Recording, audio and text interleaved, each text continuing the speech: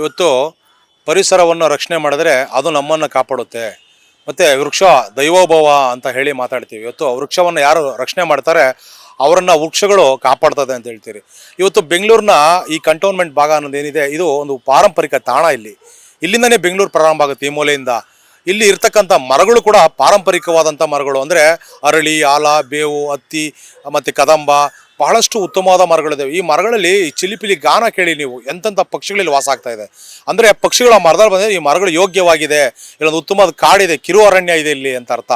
ಅಂದರೆ ಇಂಥ ಒಂದು ಪ್ರದೇಶವನ್ನು ಉಳಿಸ್ಕೊಂಡು ಇದನ್ನು ಒಂದು ಉದ್ಯಾನವನ ಮಾಡೋದಾಗಲಿ ಅಥವಾ ಸಂರಕ್ಷಿತ ತಾಣವಾಗಲಿ ಘೋಷಣೆ ಮಾಡಿಕೊಂಡ್ರೆ ಇದು ನಿಜಕ್ಕೂ ಸಾರ್ವಜನಿಕ ಉಪಯೋಗ ಆಗಿದೆ. ಯಾಕೆಂದರೆ ಈ ಬೆಂಗಳೂರಿನಲ್ಲಿರ್ತಕ್ಕಂಥ ಸಾವಿರಾರು ವಾಹನಗಳು ಬೆಳಗ್ಗೆಯಿಂದ ರಾತ್ರಿವರೆಗೂ ಲಕ್ಷಾಂತರ ವಾಹನಗಳು ಇಲ್ಲಿ ಓಡಾಡ್ತವೆ. ಇಷ್ಟು ಶಬ್ದ ಮಾಲಿನ್ಯ, ವಾಯು ಮಾಲಿನ್ಯ, ಇಂಥ ಕಲುಷಿತವಾದಂಥ ಇವುಗಳನ್ನ ಶುದ್ಧ ಮಾಡಿ ನಮಗೆಲ್ಲ ಒಳ್ಳೆ ಆರೋಗ್ಯವಾದ ಗಾಳಿ ಕೊಡ್ತಾ ಇರ್ತಕ್ಕಂಥ ಈ ಮರಗಳು, ಇಂಥ ಮರಗಳನ್ನ ನಾವು ಉಳಿಸ್ಕೋಬೇಕಾಗಿದೆ. ಇವತ್ತು ಇದಕ್ಕೆ ಈ ರೈಲ್ವೆ ಡಿಪಾರ್ಟ್ಮೆಂಟ್ ಅವ್ರು ಏನೋ ಅಭಿವೃದ್ಧಿ ಅಂತೇಳಿ ಇವತ್ತು ಇನ್ನೊಂದು ಏನೋ ಹೆಸರಲ್ಲಿ ಇಲ್ಲಿರ್ತಕ್ಕಂಥ ನೂರಾರು ಮರಗಳನ್ನು ಬಲಿ ಕೊಟ್ಟಿದ್ದಾರೆ. ಇಲ್ಲಿ ಒಂದು ಉತ್ತಮವಾದ ದೇವಸ್ಥಾನ ಕೂಡ ಇದೆ. ಇಲ್ಲಿ ಇವತ್ತು ಒಂದು ಆ ಪುಣ್ಯ ಸ್ಥಳ ಕೂಡ ಇಲ್ಲಿ ಇದೆ. ಇಂಥ ಧಾರ್ಮಿಕ ಭಾವನೆ ಇರ್ತಕ್ಕಂಥ ಮರಗಳನ್ನು ಯಾವುದೇ ಕಾರಣಕ್ಕೂ ಕಡಿಬಾರ್ದು.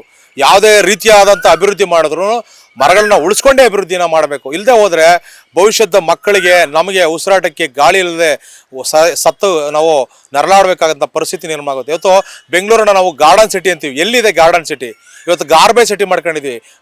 ವಾಹನಗಳು ಹೆಚ್ಚಾಗಿರೋ ಸಿಟಿ, ಕಸ ತುಂಬಿರೋ ನಗರ. ಇವತ್ತು ಎಲ್ಲ ಕಡೆ ಸಮಸ್ಯೆಗಳಿದೆ. ಇಂಥದ್ದು ಎಲ್ಲನೂ ಒಂದು 10 ನಿಮಿಷದಲ್ಲಿ ಕೂತ್ಕೊಂಡ್ರೆ ಒಂಥರ ಪ್ರಶಾಂತವಾಗಿ ಧ್ಯಾನ ಮಂದಿರದಲ್ಲಿ ಕೂತ್ಕೊಂಡಷ್ಟು ಇಲ್ಲಿ ಫೀಲ್ ಆಗ್ತಾ ಇದೆ. ಅಂಥ ಒಂದು ತಾಣವನ್ನು ಉಳಿಸಬೇಕಾಗಿದೆ.